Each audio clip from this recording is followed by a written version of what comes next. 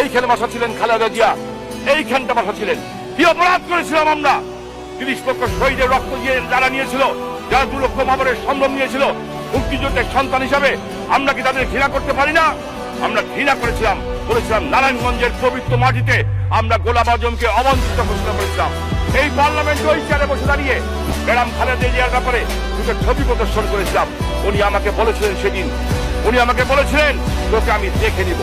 আমি ভেবেছিলাম হয়তো অন্যভাবে দেখবেন, ক্ষমতায় আসলে জেল জুলুম দিবেন। এটা আমাদের কাছে কোনো ব্যাপার না। জেল আমি 1980 সাল থেকেই, আমার যখন বয়স 19 বছর, তখন থেকে জেল ফেরার অভ্যাস আছে। কিন্তু সেদিন জেল দেন নাই। নারায়ণগঞ্জে বোমা হামলা করেছিলেন 16 জুন 2001। 16 জুন 2001 আপনি যে মিনিটের মধ্যে শেষ করবেন, আপনি সেটা সাক্ষী আছেন। সেদিন আমাদের বহু সিনিয়র নেতারা গেছিলেন, মানুষের টুকরা হয়ে গেছিল। বাংলাদেশের সবচেয়ে বড় বম